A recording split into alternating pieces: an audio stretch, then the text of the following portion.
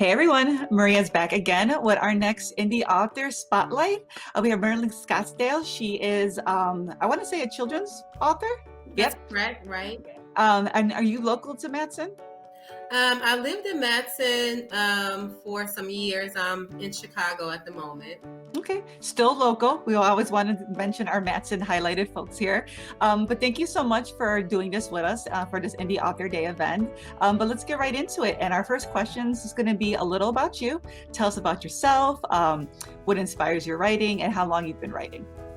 Okay, so I'm Myrtlean Stockdale. I kind of was inspired to become a writer because this is my 15th year as a teacher in the public school. Congrats. And thank you. I'm an early childhood teacher, so we read lots of stories. I've read hundreds of books over the years. So I thought, oh, I can do this. And I kind of felt like there was a kind of a need for books of a certain genre to kind of for my population of students. So that's kind of what motivated me to kind of write, to my population that I teach. Nice, awesome. You said you're a teacher. When you said you were interested in becoming a writer, is there anybody else interested? Is anybody you look up to in your family? Are there any writers that that kind of inspired you and got you motivated to get your book published? Well, I do have a cousin. He wrote a book of poems.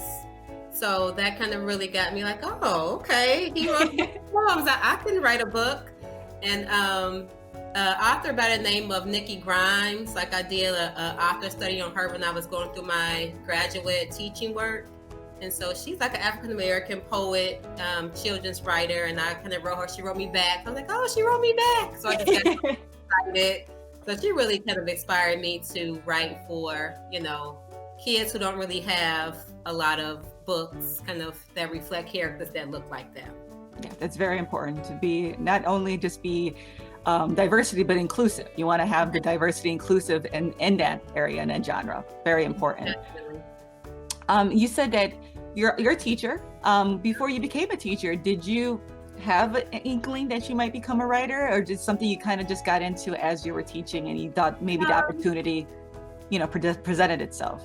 Well, I always like to write. I did obviously a lot of writing for school purposes, a lot of kind of even narratives, kind of fiction, but never kind of fancy myself a writer. Mm-hmm. And then just said, oh, okay, maybe I can, kind of take this and put it out there for others to kind of have access to. So I never really desired to be a writer, but the opportunity, like, oh, okay, I think that there's a need. So I think based on the need, I kind of base my desire based on, the need that I felt. Okay. What inspires your writing? Is there any books that you can say that inspired the topics of your books? Any type of authors? I always love when people give authors a suggestion so that people who are watching can go ahead and look those books up and read them. Well, unfortunately, it's not really authors, but I would say my own children. I have 4 children. My oldest is 18. My youngest is about to be 2. So I have a lot of kind of experience with running the gamut as far as like mothering. And so actually my daughter, that's my oldest child, and just kind of her going through her little phases in the middle school and growing up and just the different experiences that she went through. It can be kind of traumatic in this like social media age, especially for girls to kind of go through like the becoming a young adult phase. And I think I based a lot of my writing just on her experiences and kind of me trying to get her through, different situations in life. So I think that my own children were my main motivation for my own characters and different kind of things that they went through. I modeled them off of my own children. That's great. Yeah. Social media is something very good, positive, but it's also a very big negative. Kids can't get away from the bullying sometimes and things like that. It's sad. Definitely. So what is the first story you have written? You could even talk about the first plot story that you used to start writing your first book. Okay, so I knew that I wanted to, actually my book that I wanted to write was geared towards, because I'm a pre-K teacher at the moment. Mm-hmm. It was geared towards the little ones. Like I wanted to do an ABC, like kind of funny, cute book. But then when I started writing it, it didn't turn out that way. I kind of started delving into topics that were more so dealing with, I would say, maybe late elementary or middle school, early high school kind of experiences. So it didn't turn out as I intended it, but that's okay. Because I'm now working on a book, a counting book for the kind of preschool age. But yeah, so I just wanted an ABC book. I wrote a rhyming book. So I did keep it to the rhyming because kind of middle school kids still need that kind of rhyming. So I kind of used a lot of things that I kind of taught my own kids, like as a teacher, like alliteration, like a lot of things that I know that kids need to know for the test, and just like in like general. I made sure that I included a lot of those skills that I know that kids need to know, and that thinking from a teacher's point of view, like what would I want for my kids to be able to get from a book as far as like the different skills, like the rhyming, the rhyme, the patterns, the alliteration, the simile, the metaphor. So I included a lot in there, thinking as a teacher, and what would teachers be able to get out of it to teach their class. That's a great perspective, because a lot of times people come from writing, just from a writing background, English background, but being a teacher, including that content, I like that. It's cool. So I did make a very conscious effort to include a lot of those skills that I know that teachers would be able to teach and appreciate. Yeah, exactly. Yeah. That's awesome. This is kind of a fun question. Is there a novel or story that you wish you would have written, that golden idea? You're like, oh, I could have wrote that book, or even maybe wrote it better. Oh, wow. So this might not be a popular answer, but I absolutely love Gone with the Wind. And I would have liked to have written it from the perspective of maybe like the slave.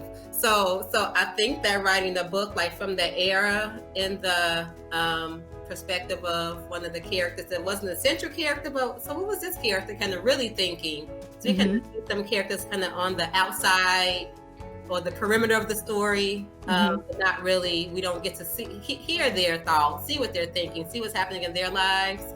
I think a story like that from a different perspective would have been great. That's a very good idea. She thought of it, so nobody watching this, okay?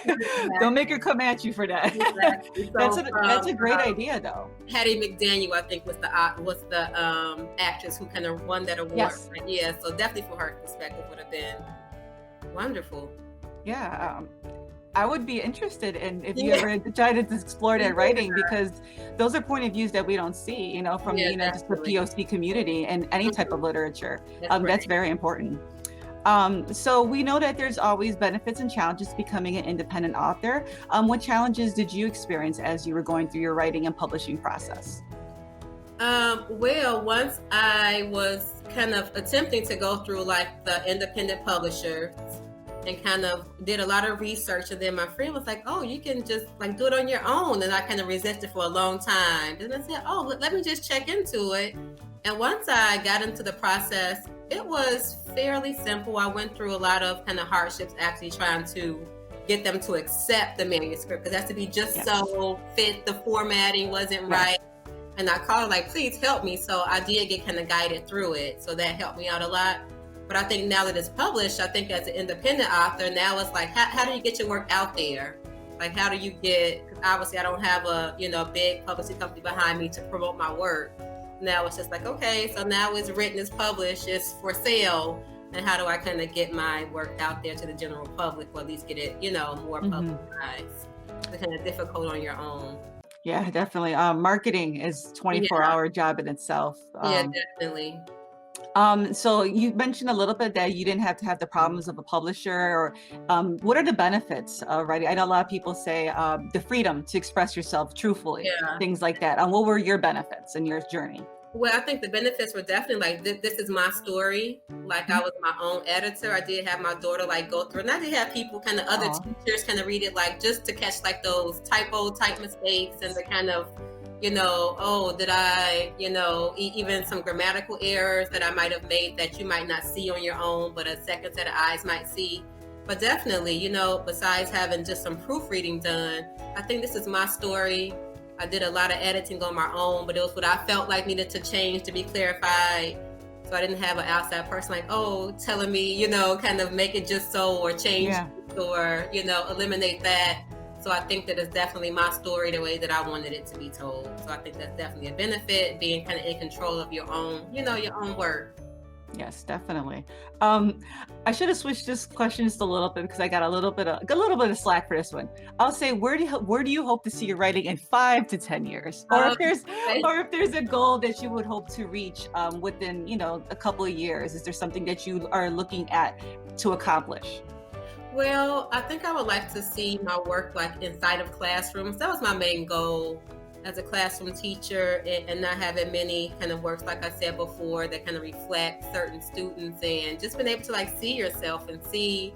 Now, I know in my book I talked about like the hair struggles that like African American girls go through. And I don't think that may not be kind of written about. So I think just like being able to read about struggles that you go through. So my main goal was to get this book in front of children, in front of students, to like be, affirmations, kind of, positive, like positivity, like you can get through this, like it'll be okay. So I think that I would like to be able to have my books like taught in classrooms like all over the place, but definitely here in the U.S. and definitely here in, Chicago, the surrounding area. Yeah, definitely. It's great content. I love this. So last question is there any advice you can give to up and coming writers? Something that maybe you learned later in the process that you wish you would have knew at the beginning? Any types of tips or things that you found helpful or useful, forums, groups, things like that?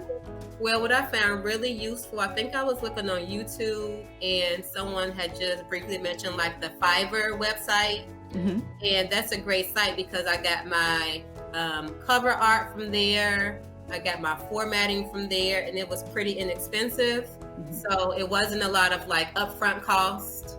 So I think that just having like being able to say, oh, okay, well, now I need an illustrator. Where do I get an illustrator from? Mm-hmm. So if you don't know, and then plus too, like how are you gonna kind of like if somebody writes it on draws it on paper, how can you transfer that? So I didn't know those kind of logistical questions, but this site really helped me out. So I was just saying, doing your research on YouTube, as far as like getting that advice from published writers, which I did, just to kind of give you those tips to kind of get you over that hurdle. Because the words are easy if you're a writer, but I think it's like the illustrations, the formatting, things like that you might need some outside expert help on to kind of push you over the hurdle and get you, published. Okay, yeah, definitely. YouTube is a very good resource nowadays, and yes, Fiverr is a great website if anybody is watching, indie author looking for artist or graphic design work. That is definitely the website to go to that she mentioned.